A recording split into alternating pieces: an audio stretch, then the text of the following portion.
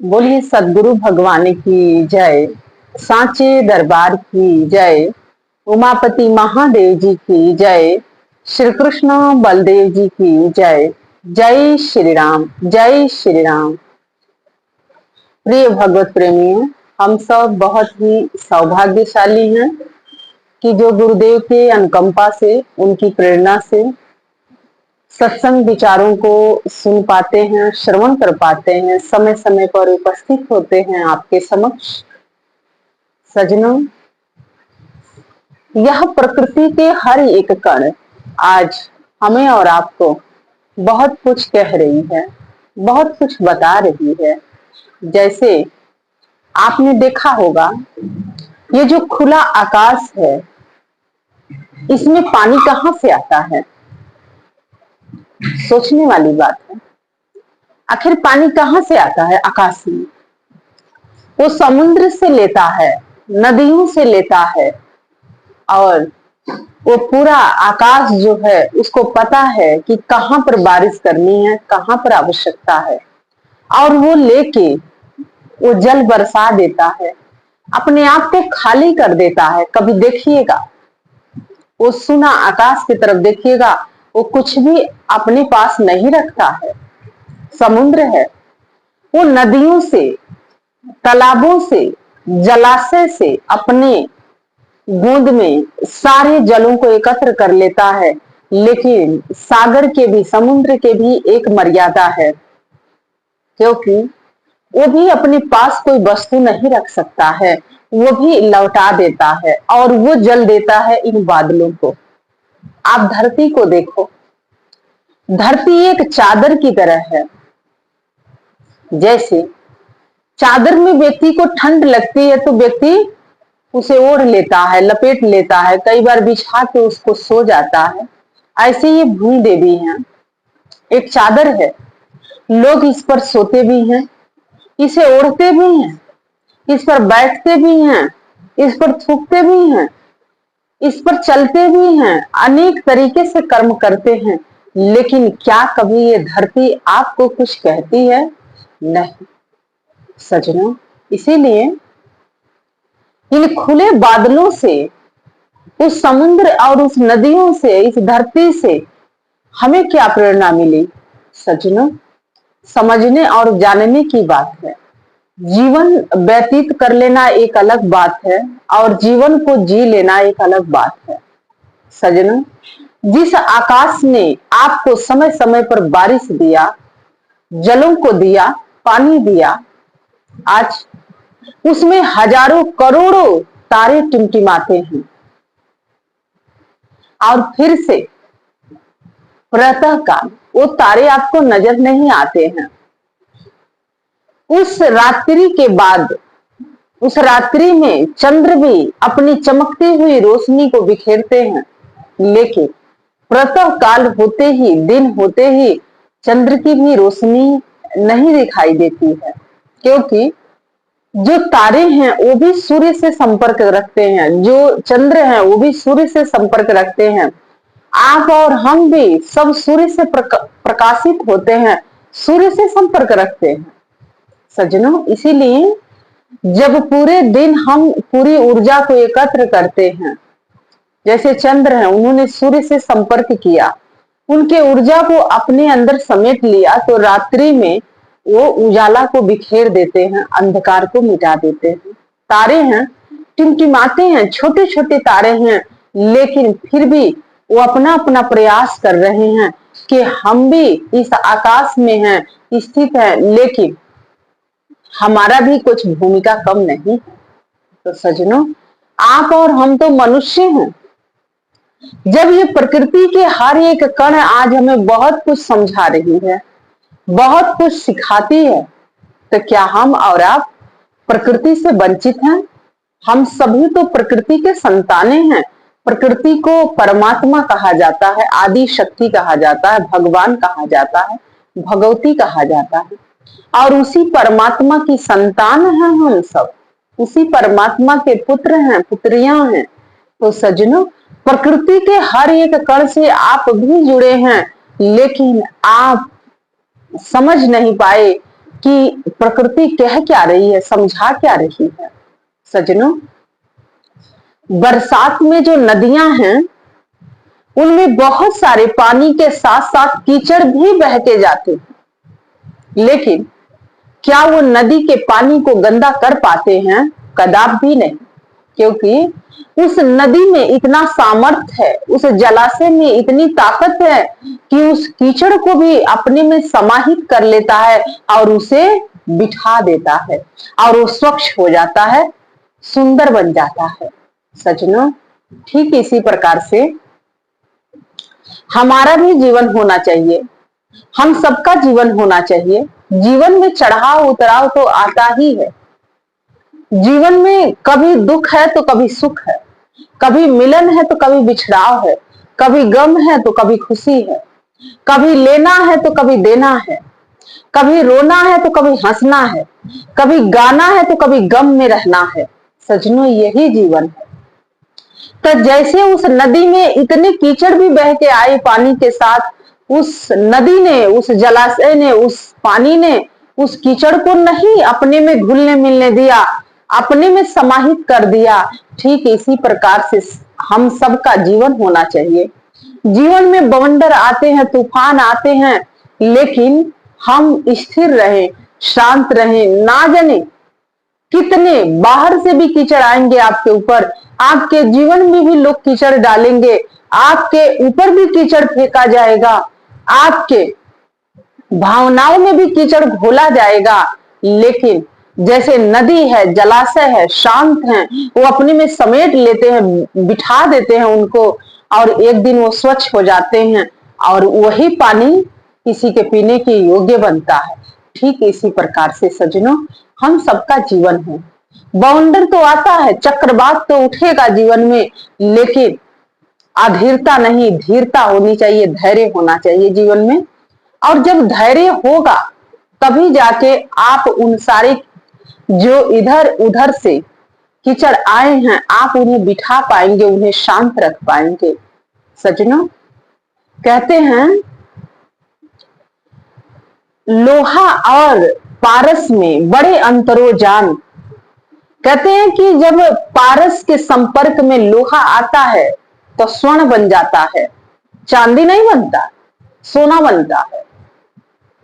किसी ने बड़ा सुंदर कहा कि गुरु कर लें आप समान। गुरु का भी यही काम होता है।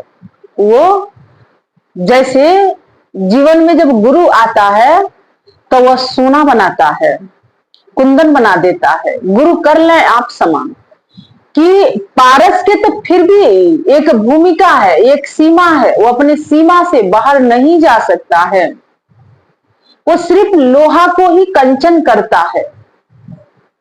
चांदी अगर उसके संपर्क में आए तो उसको सोना नहीं बना सकता है, तांबा उसके संपर्क में आए तो उसे सोना नहीं बना सकता है, पीतल उसके संपर्क में आए तो उसे सोना नहीं बना सकता है। तो सजनों, वो सिर्फ लोहा को ही सोना बनाता है। पारस में बड़े अंतरो जान। सजनों, लोहा कंचन करे, गुरु कर लें आप समान। पारस जो है, पारस पत्थर की एक खासियत होती है, जब उसके संपर्क में लोहा आता है तो वो सोन बना देता, सोना बनाता है। लेकिन वहीं पर चांदी, गिलट, पीतल, तांबा आ जाए तो उसे वो सोना नहीं बना सकता। उसकी भी एक सीमा है, वो अपनी सीमा के बाहर नहीं जाता है। लेकिन गुरु तो असीम है, परमात्मा असीम सत्ता है, वो सीमित नहीं है, असीमित है। वो हर किसी को अपने जैसे बना लेता है। गुरु कर लें आप समान कि गुरु अपने जैसे बनाता है, अपने जैसे आकार देता है। कहते हैं एक बार एक गंगा भक्त था, उसने एक सीमा बना रखी थी कि मैं कभी किसी के घर के भोजन नहीं करूंगा, मैं ये नहीं करूंगा, मैं वो नहीं करूंगा। बड़ा अपने आप में ढंड कमंडल पाल के रखा हुआ था, और वो जहां भी जाता था वो अपना एक केंद्र निर्धारित करता था। हम यहाँ का भोजन नहीं करेंगे, हम यहाँ का पानी नहीं पिएंगे, हमसे महिलाएं दूर रहें, हमसे लोग दूर रहें। एक सीमित में जी रहा था, एक सीमित बुद्धि थी। कहते हैं गुरु कर लें आप समान एक बार रात्रि हो गई और रात्रि होने के बाद घर भी उसका बहुत दूर था। सोचने लग गया कि अब मैं कहाँ जाऊं, क्या करूं। तो कहते हैं कि एक कुटिया देखी, वो संत वहां रहते थे। उस संत के पास गया और उसने कहा कि मैं तो गंगा भक्त हूं, गंगा के अतिरिक्त मैं अपने जीवन में किसी को महत्व नहीं देता हूं, किसी को मैं नहीं जानता हूं। और जो गंगा भक्त होता है उसी के दरवाजे पे मैं जाता हूं, उसी के यहाँ जलपान करता हूं, उसी के यहाँ भोजन इत्यादि करता हूं। सजनों, वो जो संत थे वो कुछ नहीं बोले। अब भाई इसकी तो मजबूरी थी, रात्रि हो गई थी, कहीं तो रुकना ही था। और कहते हैं कि उनके यहाँ रुका, और जब रुका तो प्रातः काल हुआ। प्रातः काल होते ही उसने क्या दृश्य देखा कि संत उठे और उस सरोवर में स्नान किए। स्नान इत्यादि करने के उपरांत अपनी कुटिया में आए और अपने नित्य क्रम में लग गए। और इधर वो देखता है कि 3 गैया आती हैं और तीनों गैया श्याम वर्ण की थी, काली गैया थी। और वो तीनों गैया आके उसी सरोवर में आके वो प्रवेश करती हैं और उसी में स्नान करती हैं। और जब वो उसमें प्रवेश करती हैं तो वो तीनों सुंदर सुंदर स्त्री के रूप में परिवर्तन हो जाती हैं। जब उस गंगा भक्त ने देखा तो उसने कहा कि ये क्या, ये तो बहुत बड़ा आश्चर्य है। अरे ये तीनों तो श्याम वर्ण की गैया थी, अभी मैंने देखा था अपनी आंखों से। और इस सरोवर में आते ही जैसे इन्होंने प्रवेश किया, ये सुंदर सुंदर स्त्री का रूप धारण कर ली। और जैसे वो स्त्रियां जाने लग गईं तो उनके पीछा करते करते उनके पीछे कुछ दूर गया और उसने आवाज दिया कि हे देवियां, आप कौन हैं, आप कहाँ रहती हैं, आपका निवास स्थान कहाँ है और आप यहाँ क्या करने के लिए आई थी। सजनों, उन तीनों देवियों ने पीछे जब मुड़ के देखा तो उन्होंने कहा कि मैं गंगा हूं, एक ने कहा कि मैं ही सरस्वती हूं, एक ने कहा कि मैं ही यमुना हूं। उस गंगा भक्त आश्चर्यचकित से देख रहा था और उसने कहा कि ऐसे कैसे हो सकता है, मैंने तो आजीवन आपकी भक्ति किया है और आप श्याम वर्ण की क्यों हो गई थी। तो गंगा कहती हैं कि हम लोगों के जलों में, हम लोगों में जब लोग आते हैं अपने पाप कर्म धो के जब जाते हैं तो हम भी उस पाप से वंचित नहीं रह पाते हैं, उनकी कालिमा को धारण करना पड़ता है, उनके पापों को हम लोग भी लेते हैं। लेकिन हम इस पाप से वहीं जाके मुक्त होते हैं जहां पूर्ण संत होते हैं।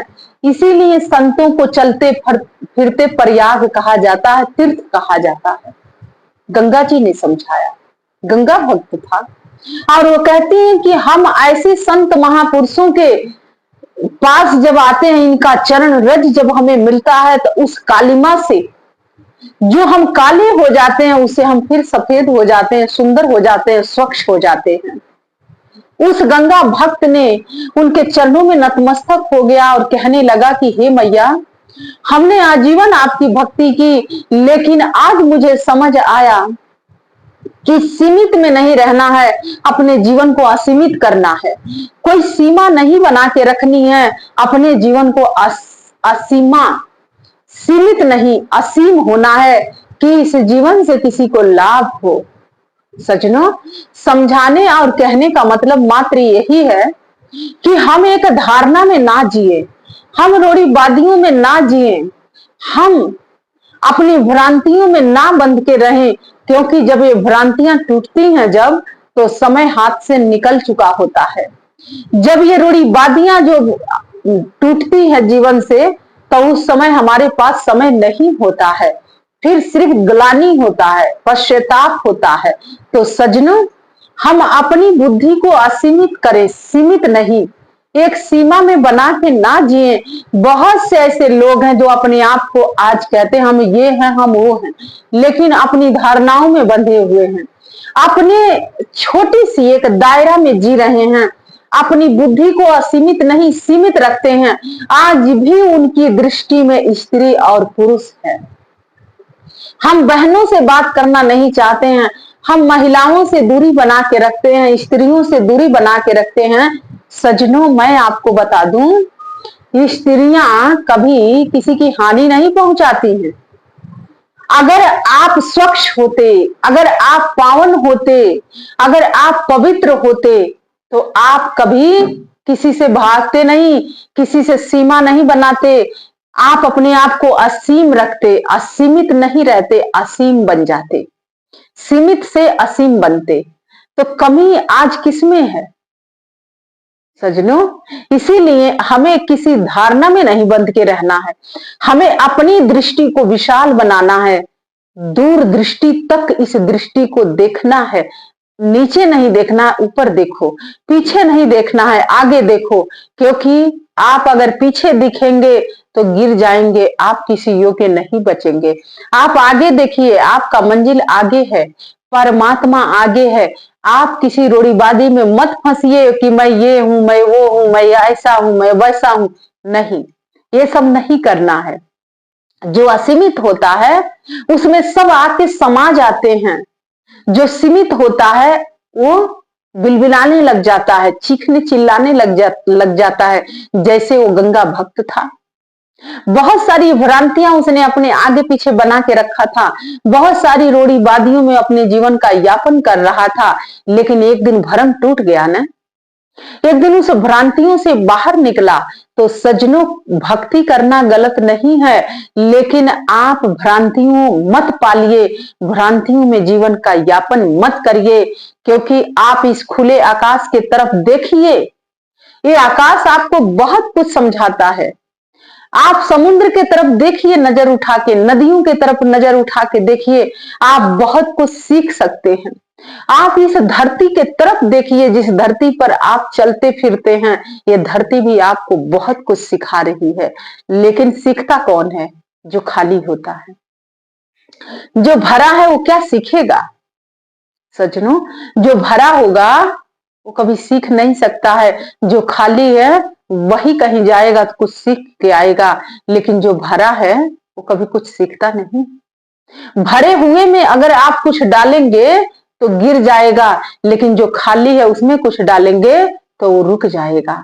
तो सज्जनों, कहने का तात्पर्य मात्र यही है, समझाने का भाव यही है कि हम लोग अपनी दायरों से बाहर निकले। हम लोग अपने छोटी सी बुद्धि और दिमाग से मापदंड करते हैं, लेकिन उससे काम नहीं चलेगा। अगर आप भक्त हैं तो आपके संपर्क में अच्छे लोग भी आएंगे, बुरे लोग भी आएंगे, और आपको एक दृष्टि सबको देखना चाहिए।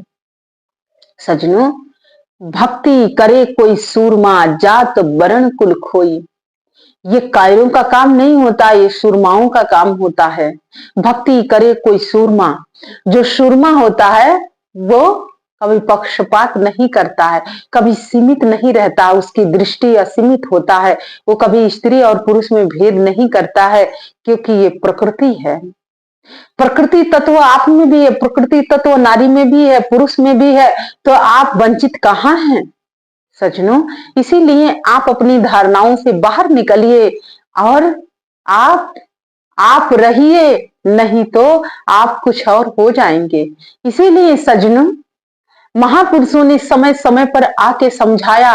उन संतों ने, जिस संत के पास वो गंगा भक्त गया था, उन्होंने कुछ कहा नहीं, अपने कर्म से, अपने आचरण से, अपने व्यवहार से उन्होंने उसे समझा दिया, बता दिया। ठीक इसी प्रकार से हमारा और आपका जीवन भी होना चाहिए। कोई कितना भी आपके ऊपर कीचड़ उछाल रहा है, या आपके भावनाओं में घोल रहा है, या आपके भावनाओं में मिला रहा है, मिलावटी कर रहा है, आप शांत रहिए।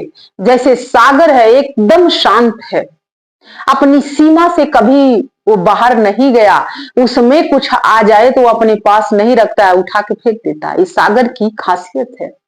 सागर में जब भी कुछ जाता है तो वो पास नहीं रखता है, वो वापस कर देता है, लौटा देता है। ऐसे ये जीवन भी सागर है। हम सागर तट पर खड़े हैं। आपके जीवन में अच्छे और बुरे विचार दोनों आएंगे, लेकिन आप आप रहिए, आप किसी के कहने पर, आप किसी के सुनने पर मत जाइए। आप अपना विवेक लगाइए, आप अपना दिमाग लगाइए, क्योंकि विवेक जब लगाएंगे तो आप समझ पाएंगे, आप शांत रहेंगे। नहीं तो कमियां कौन देखता है किसी में?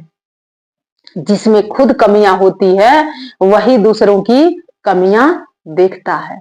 इसीलिए सज्जनों, हमारे कहने का भाव यही है, जैसे बरसात में बहुत सारे कीचड़ नदी नाले से बह के उस सागर में जाता है, लेकिन सागर अपने में समाहित कर लेता है और स्वच्छ रहता है, ऐसे आपका जीवन होना चाहिए।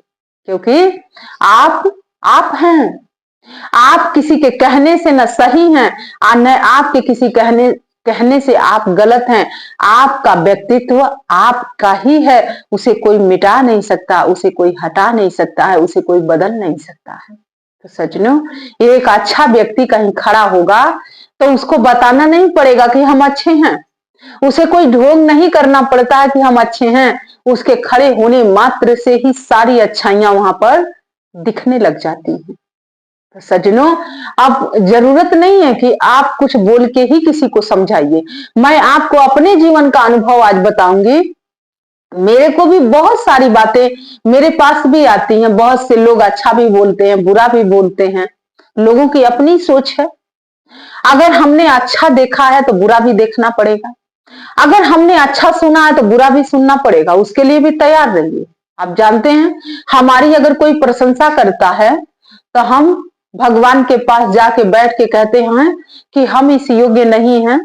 अगर किसी ने प्रशंसा किया है तो इसका श्रेय आपको जाता है, अगर किसी ने बुराई भी किया है तो वो भी मेरा नहीं है, वो भी आपका ही है।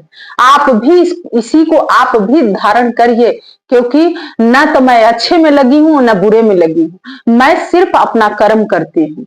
क्योंकि अपने कर्मों से ही आपको मुक्ति मिलेगी, किसी के अच्छे कहने से, किसी के बुरे कहने से आपको कुछ होने वाला नहीं है। तो इसीलिए सज्जनों, न अच्छे में उलझिए न बुरे में उलझिए। आपका लक्ष्य आपके आंखों के सामने है, आप अपने लक्ष्य पर केंद्रित रहिए। अगर आप केंद्रित नहीं रहेंगे, कहते हैं सावधानी हटी तो दुर्घटना घटी। आप अगर सावधान नहीं रहेंगे तो घटना घट जाएगी। तो सज्जनों, इसीलिए आप अपने लक्ष्य पर केंद्रित रहिए और इन प्रकृति से, इन आकाश से, सागर से, नदियों से, इस धरती से आप देखिए, छोटी छोटी चीजों पर दृष्टिपात करिए, वो आपसे बहुत कुछ आपको सिखा रहे हैं, आप सीखने वाले को बनिए सज्जनों।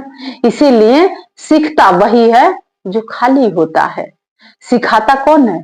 जो गुरु होता है। और गुरु असीम होता है, सीमित नहीं होता है, इसीलिए उसे सागर कहा जाता है, करुणा सिंधु कहा जाता है, भगवान कहा जाता है, दीन बंधु कहा जाता है। वो दोष नहीं देखता है, वो किसी की कमी नहीं देखता है, वो कुछ बनाता है। कंचन लोहा करे पारस में बड़े अंतरोजान। जब लोहा पारस के समक्ष आता है तो कंचन बना देता है। ठीक इसी प्रकार से जब जीवन में गुरु आता है तो आपके बुराई और अच्छाई को नहीं देखता है, वो आपको अपने जैसे बना देता है।